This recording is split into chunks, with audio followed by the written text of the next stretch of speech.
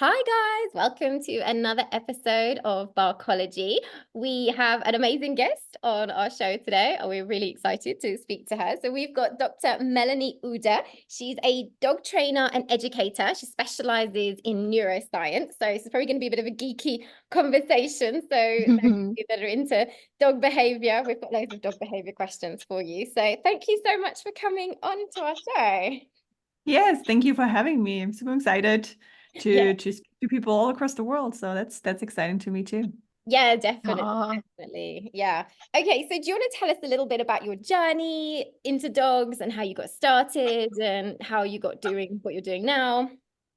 Yeah, of course. So for those who haven't heard, of Canine Decoded and what I'm doing, I'm actually not if you would have asked me 10 years ago, I would not have thought that I'm going to be doing what I'm doing right now.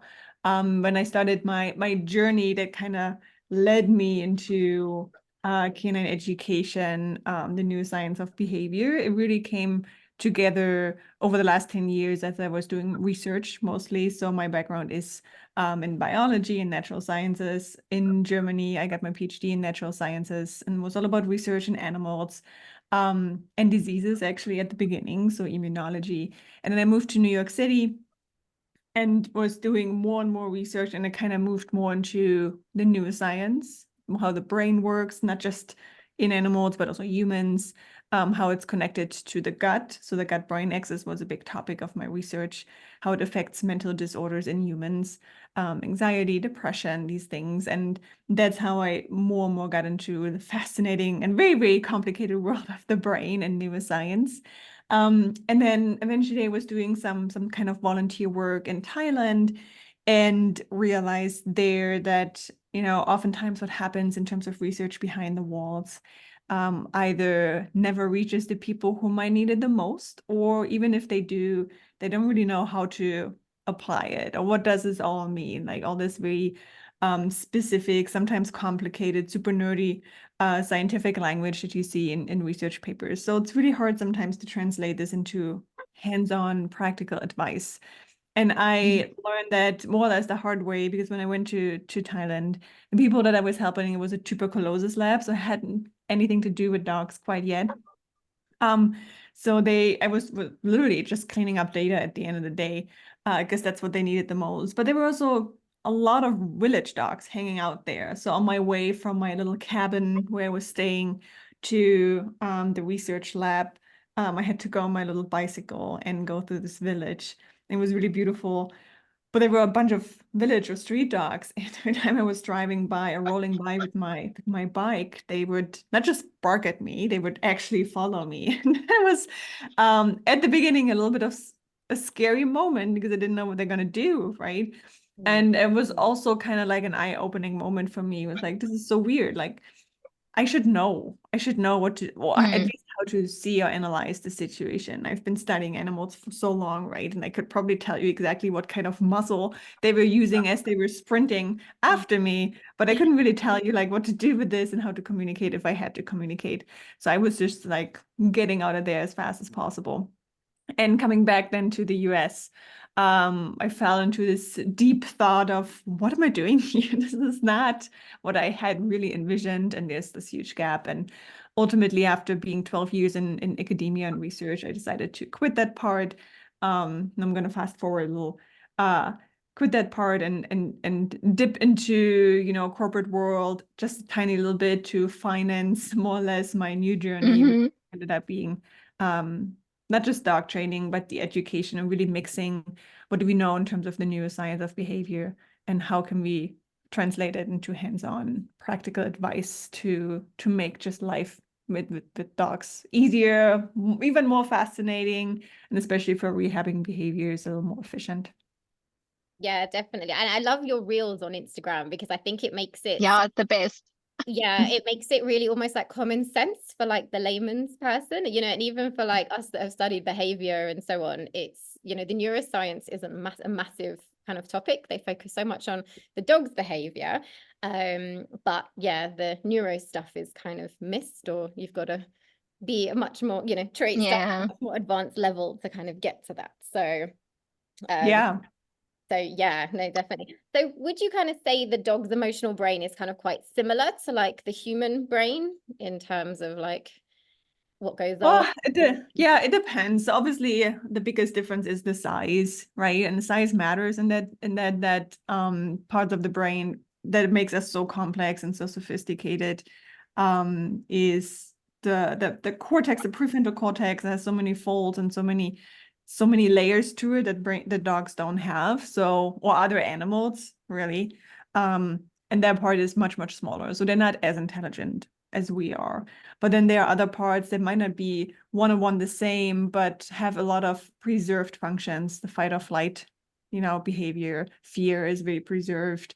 Some parts that go into what we call emotions, aggression, like a lot of things are very similar, which is, yeah, you got to be careful what you draw from certain studies that have been done with humans, for Yeah. example, apply to dogs. That can get very tricky, especially from human psychology.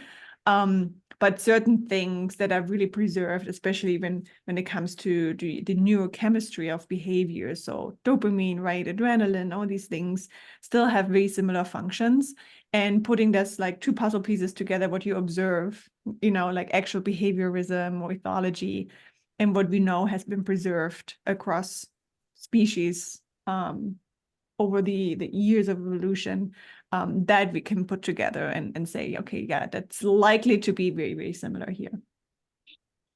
So I actually have another question that's just come up this week quite a few times. So autism and dogs, is that a thing or is that not a thing? It's interesting. It's yeah, the true answer is I don't know. I think the question, what we're trying to say here is it, because at the end of the day, we don't know really how people suffering from autism really see the world, and we don't really know how dogs see the world. But I think the similarities that we're trying to draw here is that there's certain sensitivities that we as like if you don't suffer from autism, blend out or filter out. Yeah. And then autistic kids, for example, right, they're very sensitive to certain stimuli, and they kind of Yeah. just holds the world inputs a little bit differently. And I think we can say that's true for dogs too, just by the fact that, I don't know, their nose is a little more sensitive, right? Their vision is different. They don't see as many colors. They react more to contrast and movement, all these things. So I think it's what we can really draw from that. And I don't necessarily disagree with that notion, but I think it's kind of like going into the sensitivity of the inputs and how they're being processed, that we can say maybe might be a little bit similar to people suffering from autism. Whether this is actually one-on-one, I don't know, and I don't think we have a really good way of saying that.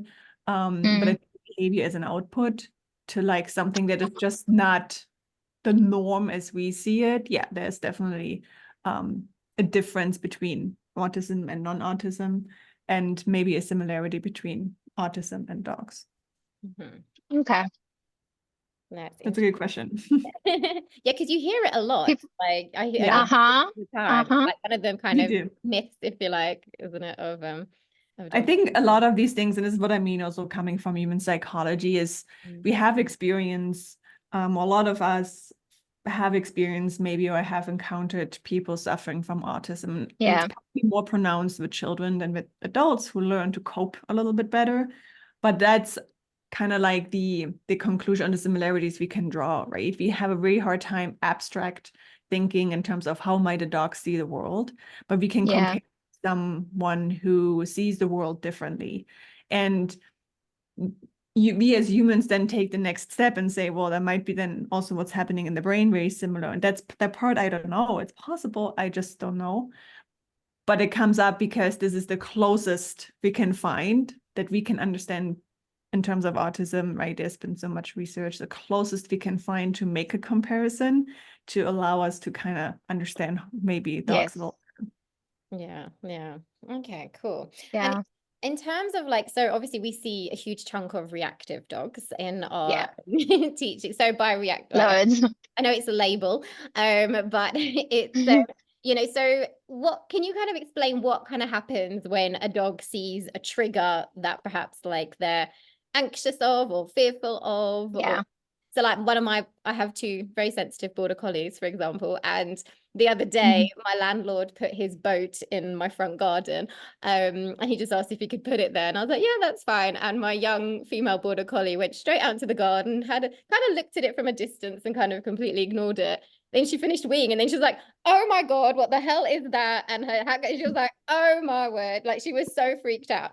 Can you kind of explain Yeah. what is like going on in the dog's brain when something like that happens? And Yeah, so there goes a lot into it, but for some things that are new, so the dog has not experienced that before, there's always some evaluation happening immediately. And we all heard of the amygdala yeah, as the center for fear. There's actually a lot more to it. It's the center for a lot of things. A lot of emotions are being determined or what direction it goes in the amygdala. But one big function that the amygdala has is kind of branching off. Is it something that is threatening or not? And that often comes when there's something new, right? Something to the contrast before. What was it like before? No boat in the yard versus boat in the yard, right? And the amygdala kind of helps determine what behaviors to attach to this. Is it a threat? Is it not a threat? Am I happy about it? Am I scared about it? And that happens very, very quickly and then goes further on and like, okay, what behavior is now the most appropriate to stay safe, right? Should I engage in a conflict, barking at it, lunging at it, or should I remove myself? What are the options I have? But the very, very initial decision is really going into, especially if something is new, especially if the dog is more prone to be fearful or more anxious, right? So the threshold is just much, much lower to go in the wrong direction, wrong as in saying this is a threat, even though it shouldn't. And like I said in the beginning, that often happens with something new. So contrast is a big thing. There's no dog reacting, as in 10 dogs walk by and they're just fine. And then there's one dog who lunges at my dog, as an example. That's a contrast to all the other dogs right before. So now that the amygdala is like, hey, we have to reevaluate this. And either it happens, there are then two things that can happen. It's either a very emotional experience, either in a good or a bad way. Let's say a bad way, the dog really is threatening. Maybe it almost got bitten or got lunged or got, charged by an off-leash dog, whatever it is. Then it goes into, oh man, that was really bad. I have to remember that. So when the dog then sees another dog, the next time the amygdala will do the same thing, will get activated, will potentially activate the fight or flight. If nothing ever happens, so let's say you have a puppy and you're actually socializing in the right way, habituating to new inputs, nothing ever happens, then this initial, is this a threat or not kind of decision falls away. It will not get so activated anymore. It gets into the habituation, what we see, desensitization, right? And the dog will be like, there's no reason to react. I've seen this so many times. Nothing bad will happen here.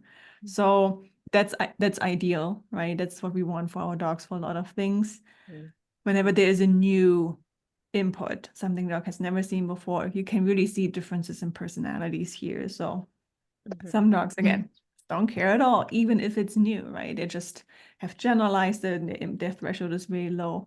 And other dogs will always, first at least, react. My mhm, dog, you see both of mine in the background, so my black German Shepherd couldn't care less. Probably doesn't even recognize that there's something new. And then my Malinois, she understands that any given second, something new can happen, and she is ready all the time. yeah, So yeah, there will always be an initial bark, but mhm, she will recover very quickly. But first, it's like react first, think later kind of thing, yeah, and that Same, will yeah. always be like that. Yeah. yeah, yeah. And do you find genetics play like a massive role in like how dogs and how quickly they react? Yeah, so genetics in terms of the overall temperament on average, sure. But Mm. then also personality, right? So there are other dogs they're just shepherds, like they're not like my black shepherd, that would also react. I think Yeah. is I think it kind of gives you the direction that you can expect based on the breed, right? Border Mm. collies, Aussies, I would always assume that's probably more high-strung nervous, right? And then you can see where they actually fall. If I Mm. have, what's a good example? Um, if I have Actually, I don't know a good example. I always work with like these high-strung, anxious dogs. And A Labrador. my A ex, Labrador. Labrador, a golden yeah, yeah, retriever, yeah, golden yeah. Yeah. If you have that, I probably assume they don't really care as much, right? Yeah. But again, might also be I've seen plenty of reactive, really high-strung uh, golden retrievers. So genetics can also Yeah. direction. Yeah. Mm. And that also just goes to show like how important management is when you first start working on something. Because Yeah. else it's the same thing over and over, you know, reacting, feeling those things over and over, and it's just gonna sort of like escalate probably. So the next question goes to what should you do if your dog has sort of seen that stress and they're over threshold or they're really not feeling good? So how do you handle that? We know, so this is a real as well that you had where people teach the dogs to sit, right? But so that's what you Yeah. should not do. But what should you do? Yeah. I think, yeah, well, there are two things. First, you really want to, especially at the beginning when you just got a dog and you get to know the dog and learn what is the dog focused on, interested in, hung up on, right? What is the dog's obsession? Is it a squirrel? Is it a little vary of other dogs? You want to oftentimes what we think is like, well, we just let the dog observe to see that nothing bad happens, right? That's the first mistake. Don't let the dog observe it. Don't let the dog make up his or her own mind about it, right? Help this process from the very beginning. Anything that takes for the dog, you can see the emotional change. It's like, oh, there's some curiosity at the beginning, and then they start focusing on too long, and then something shifts. And then either you have the reactivity kicking in, or trying to avoid the situation because now, oh shit, sorry, we can No, no, cut no, that no, out. I can put it, don't worry. uh, No. Feel free, we do. that you don't want that the dog then realizes, oh, I'm not comfortable, so I might want to run away. You don't want to have any of this, right? So you want to intervene first, and in that moment, you can just assume arousal levels are up. Adrenaline has been released. What is adrenaline? Adrenaline is behavior, it's movement. Your dog has an urge to do something, right? So now putting the dog in any kind of stationary behavior because that's what we think we would want to do, which is also not true. If you're really, really excited about it, you're not gonna calm down easily either, right? You're probably pacing. And the dog wants to do that too. So becoming comfortable with that state of mind in your dog is the most important skill you can have. And then learn to navigate it though, right? So there's a difference between a dog out of control being excited and the dog being excited, but you have a lot of control over the dog's movement and catching your dog's attention. And so that's a very, very nice outlet for the dog while the dog is focused on you, because most likely you are someone who is giving the dog a lot of positive experiences, not just on the walk, but generally you are the star for your dog, right? You are the center of positivity, if you will, ideally. And then catching the focus, your dog has much more chances of learning that everything around it is not a threat, because guess what? I just had a lot of fun with mom, even if it was just 10 seconds. And so you navigate that kind of potential, the risk of making up the wrong associations by navigating it from the very beginning and having really, really happy moments with your dog that involve movement. Move with your dog, move backwards, move to the side. Not like a clown or like a mosquito. You want to be very still.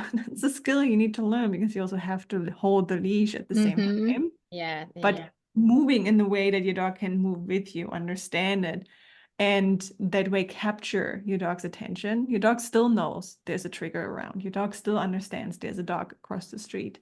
But now you kind of help your dog understand, oh, and I had fun at the same time. Well, maybe it's not as bad as I thought it would be. So could that also be, like bringing out a tug toy afterwards for a little bit of chase or something, or chasing a treat that you sort of threw on the floor? Yeah. Everything that again involves movement, if the dog is willing to play is the best way to do it. Yeah. Especially if the dog likes tugging. There have been so many studies, not necessarily with dogs, but with other animals, that they like the outcome of some sort of interactive engagement as the best outlet for some sort of frustration. Now this can go, we often hear of like redirected aggression, right? Yeah. That happens when the dog is on the leash and maybe reacting at something else, but is not allowed to fully involve or get involved in that reactivity and then lashes out at the dog next to it or at the handler, right? So the dog chooses his or her outlet. So much better to provide it in a playful way. So tugging can be really, really good for that.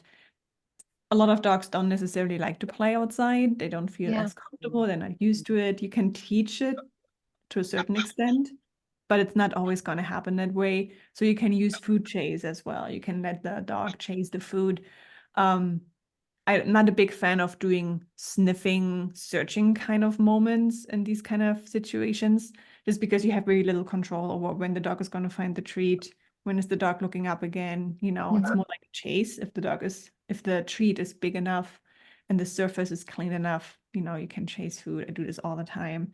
I let my dog like catch it out of the air, holding my hands differently. So these kind of things, even like going through your legs and doing some sort of like tricks or whatever the dog can invest in really, really easily works. Like you can, the endless opportunities, right? You can get so creative, just be in tune with your dog and have your dog enjoy that moment. And then you have a much better chance of setting it up for success. That actually, Yeah, and actually, oh, sorry, go on, you this go. is sorry, Chantal. No, I'm no, no, go on, sorry. you go. Actually, we just have too many questions. I love it. We can talk to Um, you. this is a good example, actually, just because you mentioned that. So today, I also took my parents' dog to the vet because she had like a dermatitis sort of thingy, like by her lip. So we just wanted to find out what is it. It's not normal for her.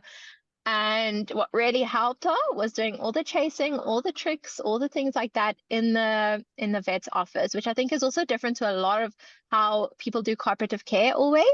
So yeah, that just made me think about the adrenaline release because she knows the vet is not the super best place for her, right? She's had some bad experiences. But when we were doing tricks, she was chasing her treats. Every now and then I would, toss the ball as well and, make it fun because she's also super obsessed with her ball being a terrier. So yeah, she was super happy. Just a practical example for people listening too. Yeah, Yeah, 100%. yeah. And also, like, I've also thought of an example of like my male border collie when he was adolescent over lockdown, he became very reactive. So we had a very strict lockdown here in South Africa. We weren't allowed out the Yeah. house for like 3 months, and he came out just like, oh my God, this place, like he was just terrified and overwhelmed by everything.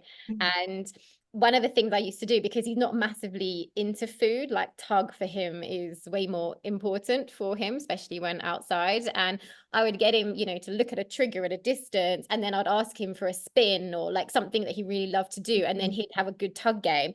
And I found he coped so much better after literally like 2 or 3 repetitions of that compared to if I had used food, which is traditionally used for things like the look at that game, for example. He would take much longer, or he wouldn't find it as like satisfying, I suppose, for his body. So yeah, that's really interesting what you say. Definitely. And also I was going to ask you about the scatter feeding as well, because obviously a lot of trainers and a lot of advice is to get the dog's nose down and to do calming stuff with them and to try and lower their arousal levels and stuff. And so yeah, so would you prefer the movement over, even if it's like a huge food scatter and it's really easy for them to find, you'd prefer the movement? Yeah, I see the scattering more of like an emergency thing, right? If you really don't have a chance of engaging with your dog in any other way, but you give up a lot of control, right? For one, and too often then they're so focused on finding that they really sometimes completely fade out everything else. And the learning kind of stops because all the energy goes into this. Eventually, it might be calming, right? And I just don't see how a dog, in my experience, but also just thinking through this, how a dog then associates the scattered food with no threatening if there is no really engaging in that environment in that sense, because the dog is so focused on the ground, right? The other problem also is that if you do this a lot of times, many, many times on the walk, the dog will then have more and more and more the nose down, even without the food being scattered, just because of there might be something here, because in the past, there's always been something here. They don't necessarily say, oh, I just have to wait until my owner, my handler scatters the food. they will look for it preemptively.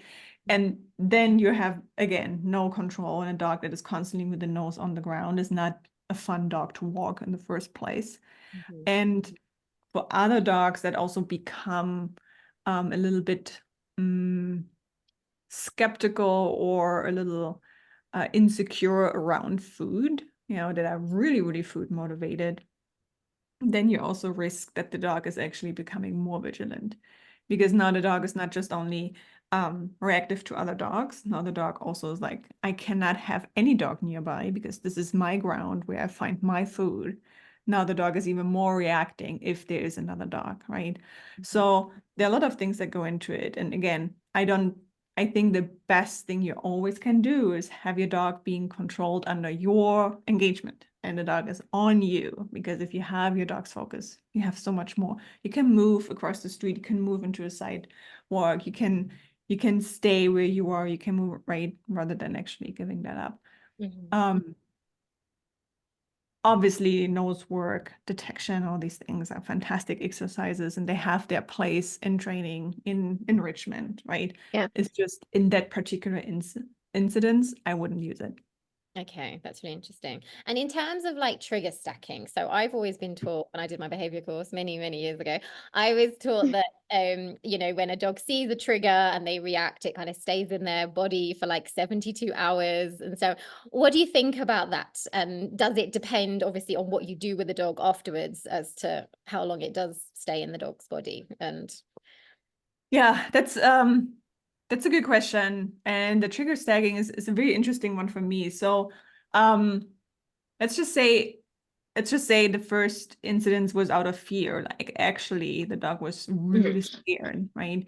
So cortisol is up, obviously adrenaline is up. And one function of fear is to stay longer in the body because it prevents the dog from getting in the same situation again, right?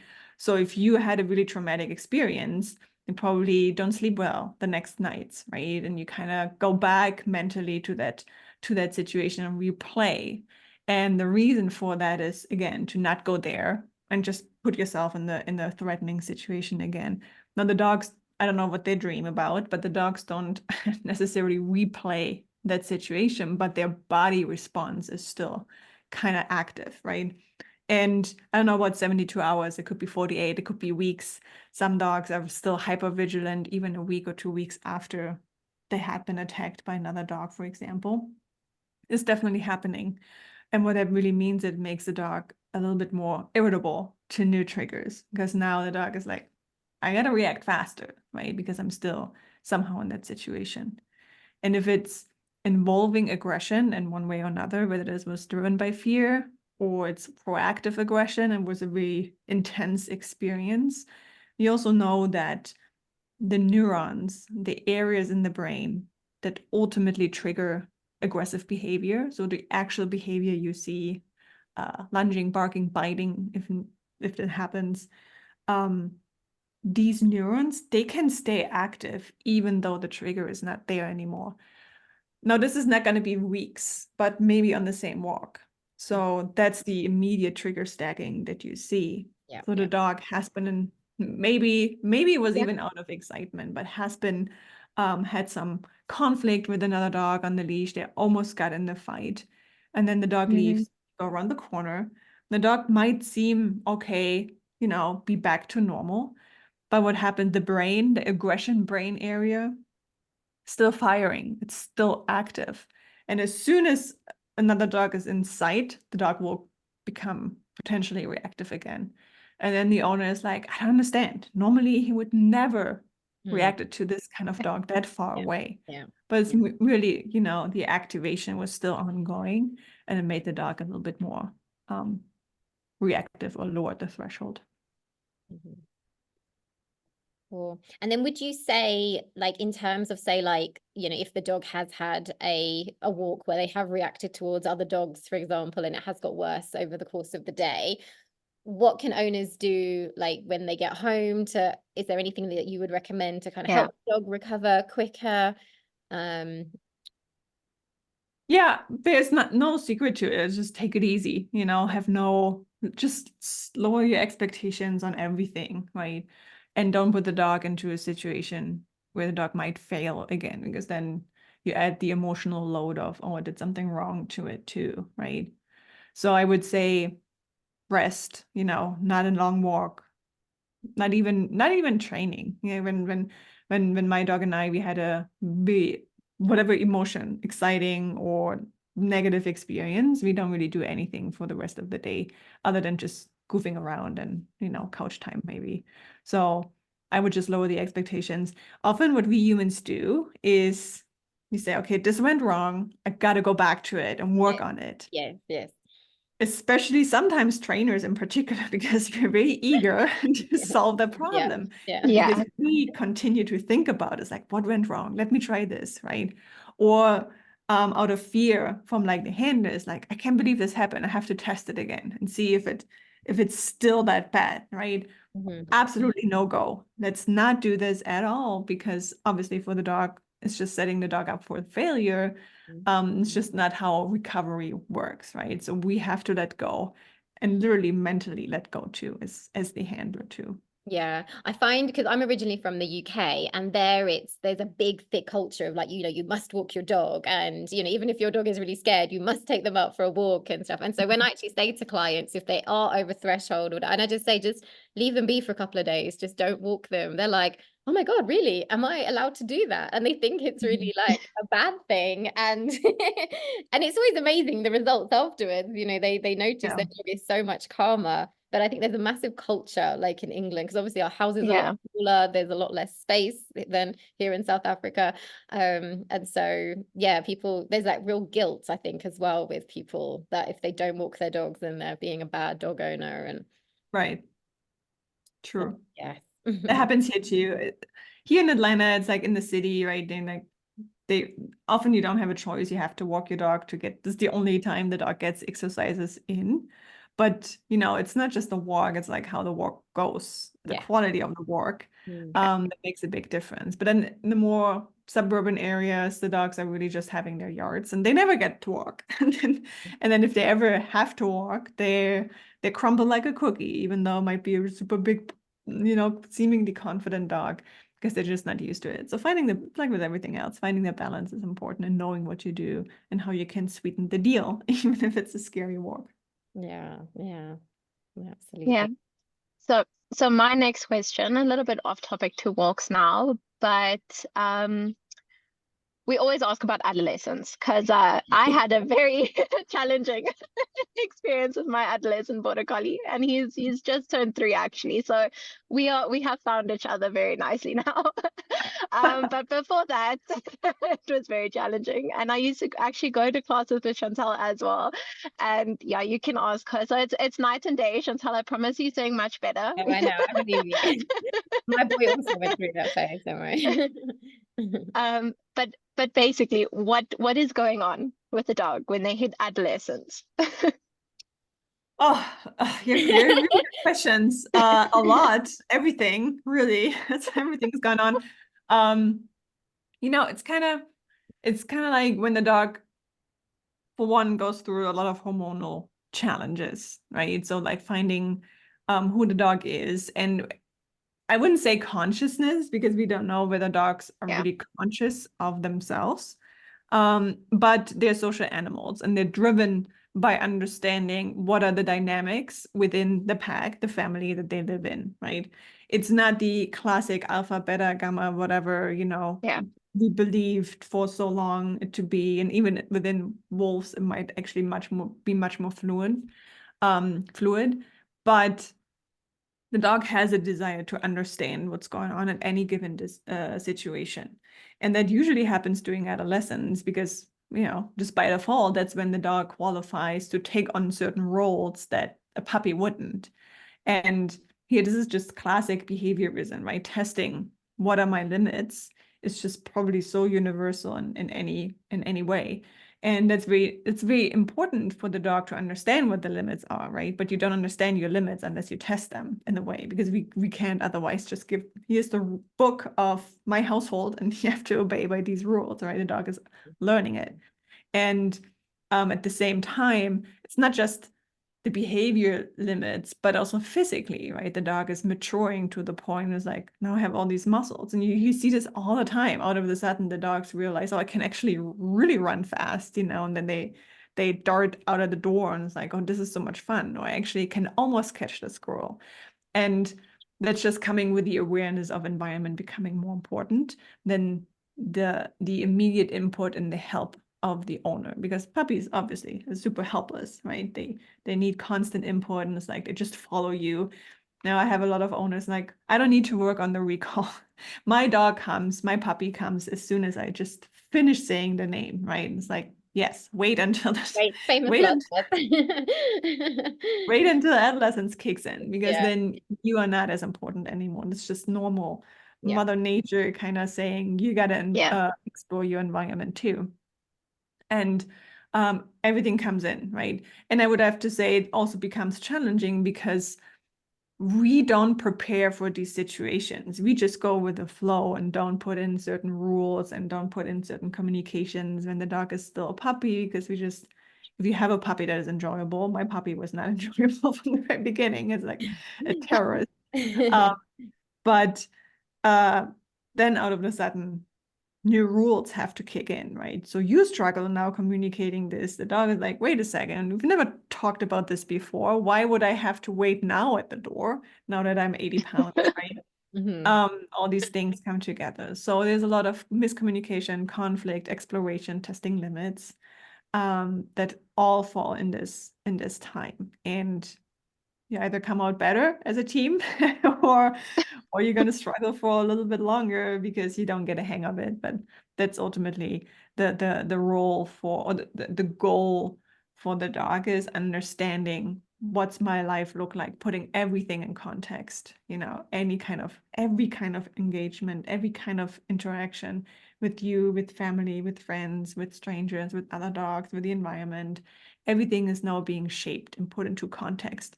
And that's the map that the dog is then going to live by as an adult. And in terms of like those that do have adolescent dogs, obviously like that's where you get the start of a lot of behavior problems. Yeah. What kind of advice would you give to because you hear a lot of people say, just manage it or try and prevent them from rehearsing the behavior because it is just a phase, and and then you don't want to kind of put almost too much emphasis on the behavior issue as such. What are your thoughts on it? Yeah, obviously get help first. And I think one of the biggest things is, because everything seems to come together, is what you just said, the overemphasis on the problematic behaviors. So obviously, you want to prevent the rehearsal of problematic behaviors, but this is not just adolescence. This is Yeah. the moment you get a dog. This is like one of the management skills you have to have, but still kind of stay consistent with the basics, that you just remember, what do you want your dog to be like, given your dog can actually fulfill these expectations in terms of the dog's personality. But stick to the basics, be consistent, and again, still focus on the good part too, right? Because if the dog doesn't have an alternative to engage in or to behave by, then the dog will more likely behave the way you don't want it. So we often switch from, hey, I'm my puppy and I have so much fun with my puppy, doing all these things, and all the behaviors change and problems show up. And all we do is, no, stop it, don't do it, leave it, no, right? So we become different people, different owners, rather than, hey, don't do this. I remember we still have so much fun doing that as well. There's always these two parts, right? And only focusing on stop, stop, stop, stop, stop. And the dog doesn't know, well, what else do you want me to do? And honing your skills there. These two parts will ultimately, they always work together. And we have to focus on it. We can't just go into this hateful moment of, I don't want to, what did I do? Why do I have this crazy dog at home? Keeps barking out the window. And no matter how many quiet commands I throw at him, keeps barking. It's like, well, what else do you want your dog to do? Oh, I want to engage with you. Well, is this a win-win situation? Does your dog actually like engaging with you? If not, well, that's what you need to focus on. No, definitely. And I think the whole thing about management is so important, because I say this Yeah. to clients all the time, you'd never leave a toddler unsupervised to do something that you don't want them to do, and whereas people have such high expectations of dogs, especially puppies and adolescents, and it's really mind-blowing actually how humans just expect dogs to just be perfect in every situation. And yeah. Yeah. Yeah, humans are also so interesting. Yeah, I know. But Yeah.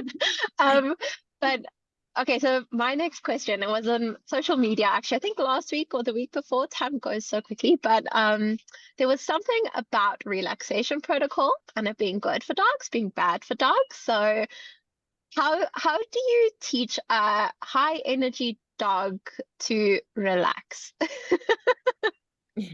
Yeah. Yeah, you gotta be very, very patient with that. And like your expectations, if you think you have low expectations, they gotta be even lower than that. Because it's for high energy dogs, it's very difficult. It's a skill, it's a mindset, right? And high energy dogs who need a lot of input, and want and seek out a lot of input in terms of what do we do next, what do we do next, right? They have to learn to be or sit with themselves without any input, and that's very, very difficult. That's very difficult for dogs, and there's a lot of frustration involved. And one of the things that I always say is it's not linear in terms of teaching a dog to relax and stay relaxed. It's not a linear process because the dog is most likely not enjoying it at the beginning, right? So you start out with like 10 seconds. I literally started out with 10 seconds where I was in a training session with my dog, and she's enjoying it, or at least there's a lot of activity happening. And then she just had to be next to me without any input. I may have said to put her in a sit, but even that I don't expect her to stay in the sit, so I probably wouldn't say it. I just need her to be next to me for 10 seconds. I don't look at her, I don't talk at her, just look somewhere else, maybe look at my phone. And that was already difficult for her. She's like, what are we doing next? I can't, I have to pace, but give me something to do, right? So learning that is very hard. And then they realize, oh, I actually can just hang out and nothing bad is going to happen. So you start very, very little, and then you build up duration, but then you go back to very, very little. Because one of the big things for dogs that are hard, that really don't want to commit to relaxation is, oh, every time we do this, now they already expect, oh, now I have to stay on this bed for 30 minutes. So they already prepare themselves to get off earlier, basically. So you have to then go back to 5 minutes at the time, right? So that's really number one. It's not linear. You start as little as you can. And 2 seconds, 5 seconds, if you can get a dog to just hang out for 5 seconds within the training session, you got to celebrate that as a win too, as ridiculous as it sounds. But, that can be a win. And then the other thing is, for dogs that have high energy, need a lot of input and have a hard time to relax, you have to compartmentalize your environments. Meaning from the very beginning, you have to decide, this is the room that the crate is in, this is the living room, and I will never want my dog to have high activity play in the living room. Then you should never have high activity play in the living room. Go outside, go in a different room, so that you kind of condition the dog that the environment itself can be already soothing or calming. And also always interrupt if the dog out of the sudden has zoomies.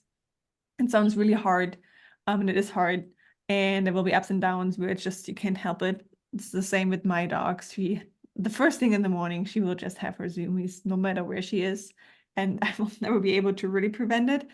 But throughout the day, she just does not have high activity in the living room, right, when she is there.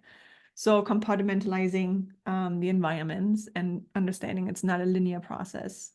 And then the classic, place bed, crate, all these things that you guys probably teach, that will all go in there. And I suppose as well, you have to make sure that the dog's needs are actually being met as well. Yeah. you know, before you can't just expect a Yeah. dog to do a relaxation protocol when they haven't had like their run, or you know, my border collies, they need to run like daily. It's just, Yeah. and they get so much joy and so much happiness from it that yeah, I think the problem is a lot of people think, okay, I'm just going to teach my dog to lie down on a mat and build up the time, and then it must just stay there until I tell it to, you know, tell them to. And I think, yeah, that can be difficult. So, like you say, it's non-linear, you know, there's so many other aspects to it as well. Yeah. Yeah, you know, but I think there's something to for a dog to learn that, you know, even though, and I wouldn't do this from the beginning, that's probably the biggest part, but um, even though you haven't had your run today, you still gotta have to know, be Mhm. quiet for a day, Mm. because, you know, there will be bad days happening. Yeah. But that I just say for everything, right? So now today the walk is a little shorter. Now we're not gonna go on the run. Now you have dinner at a different time, right? It's just like mixing up sometimes the routines just so the dog learns that it's not gonna be always like this. And the dog learns to work through that kind of stressful change is important. But overall, yeah, if you have an energetic dog, first thing just can't be sit still all the time, right? And there are moments where you can tell the dog is just super antsy, and Yeah. there is no point now adding so much conflict to being still or being relaxed versus, hey, you had your run today. Now you're just being really annoying, and I'm going to help you work through Yeah. this by teaching you how to relax, right? There's like a slight difference. So you got to know your dog and got to know where the dog is coming from. Mm. Yeah, no, Yeah. definitely.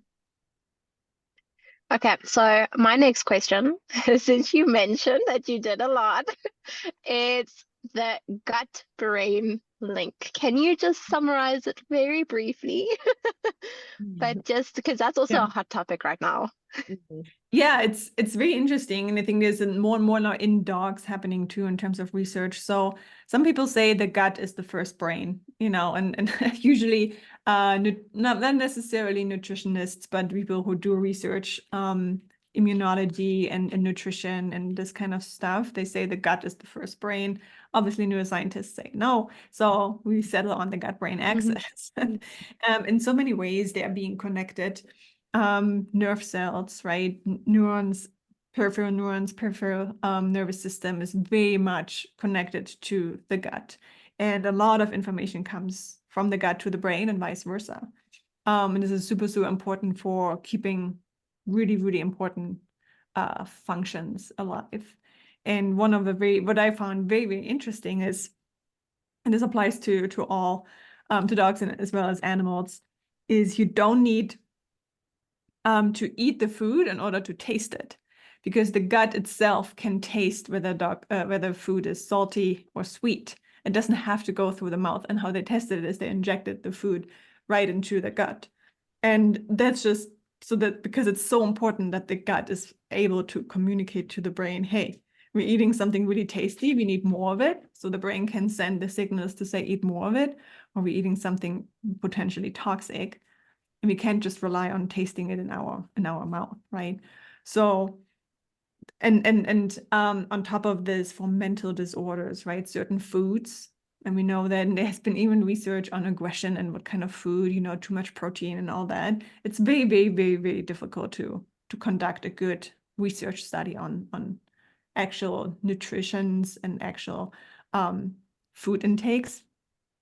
But even that, you know, can influence your mood, can influence how you navigate through stress, what you eat. So that itself, and I think the pet industry isn't necessarily the most advanced in terms of creating the healthiest food that is affordable.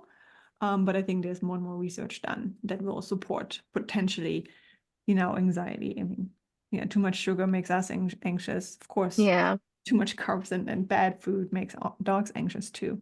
And what do you personally think about the whole protein thing in terms of like because again that was something years ago that I haven't heard it like so much recently as advice, but Yeah. only years ago it was advised to Yeah. reduce the level of protein in the dog's diet and things. Yeah, I don't.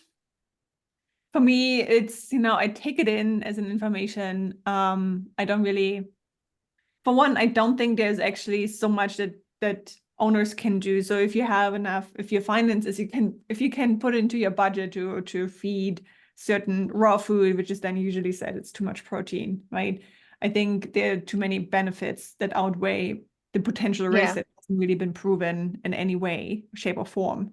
People who can't afford it and have to stick with kibbles, they're not gonna change whatever this kind of research says, right? It's, in my experience, it's very hard to change because you usually mostly dependent on what you can afford. I think what makes much more sense to consider is really supplements that can help, right? And not gonna make a big difference as in like black and white changes in behavior, but it can support certain things. Probiotics can support if the dog is on medication a lot. There are other supplements that can support potentially calming down in stressful situations. And that, I think, is a much more interesting and much more feasible way of thinking about how to change the diet to influence behavior. Yeah, yeah. And in terms of like, sorry, can I ask one more question? I'm just really conscious of your time. Yeah. I saw a reel you posted the other day on like behavior medication and things. And what are your thoughts on using it? Because I know you said it's overused quite a lot, and I specialize in separation anxiety. And one of the things when you're learning separation anxiety is they do like you to get the dogs on meds like sooner rather than later. I just wondered, what are your thoughts on it? It depends. I think, it all relies on the proper diagnosis. And I think that's why I'm saying it's overprescribed, because the diagnosis is, in my eyes, not often proper or evaluated enough or thought through. So I just had, I'm currently still training a 12 weeks, 3 months old puppy with a lot of energy. It's a hunting dog, a lot of energy, went to the vet. It's obviously like no dog, I would say, well, actually, my dog enjoys going to the vet because he enjoys meeting new people.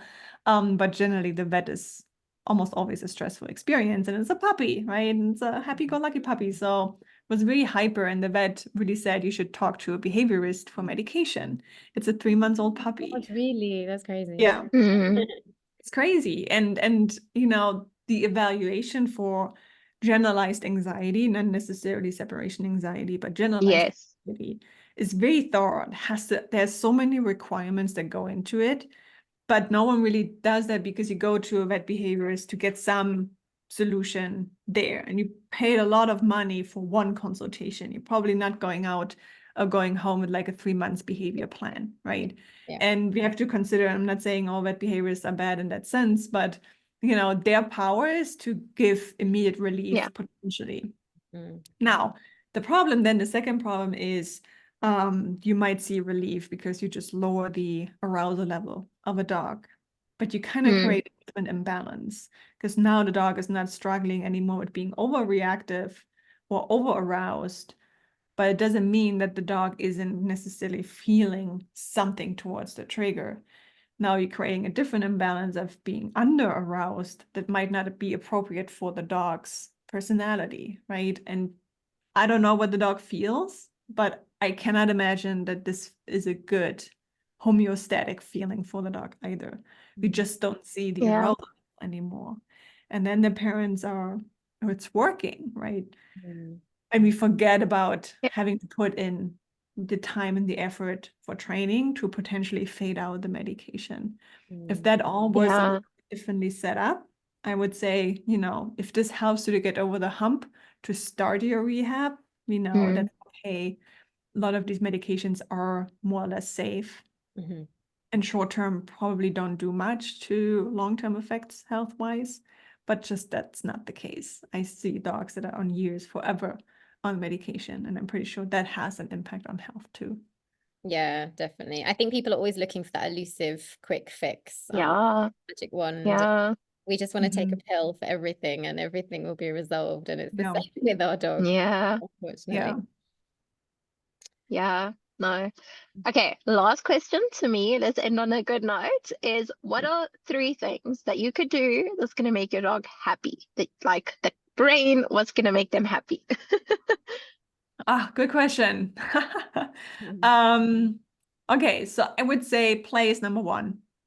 Really hone into the play style of your dog.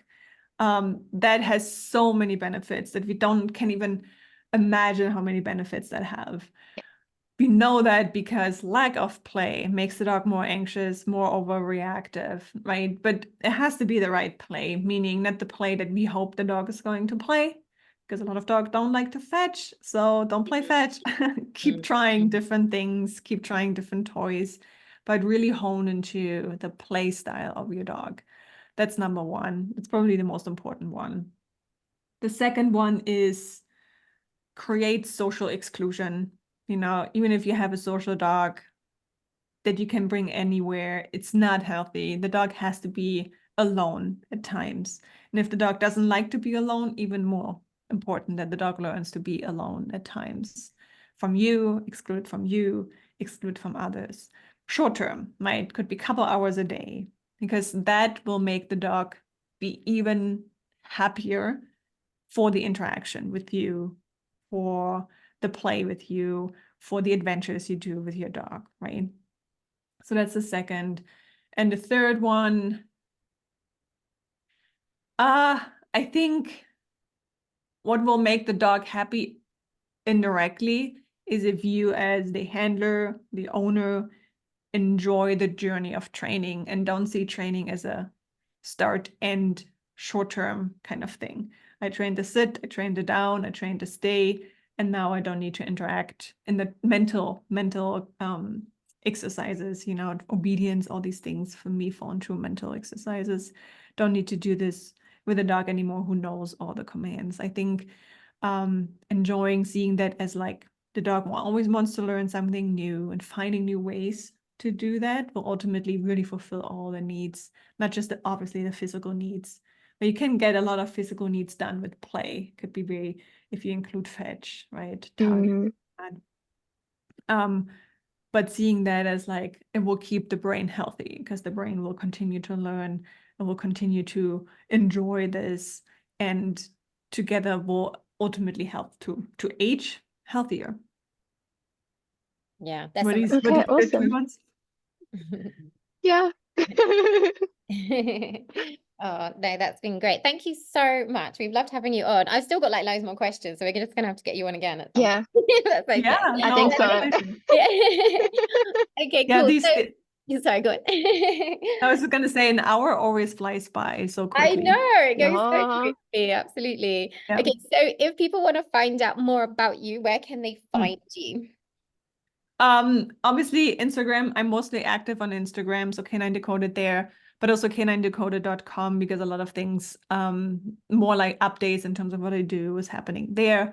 So these are the main, but if you find me on Instagram, you find my website. And if you find me on my website, you find me on Instagram. So caninedecoded.com is the way to go, probably. Okay, perfect. And we'll make sure we put that in the show notes. But Yeah. thank you so much. Yes. We've loved talking to you. Loved it. Yeah. Obviously, my pleasure, and happy to come back anytime. Thank you. Awesome. Yeah. Awesome. Thank you, guys. Thank you. Thanks.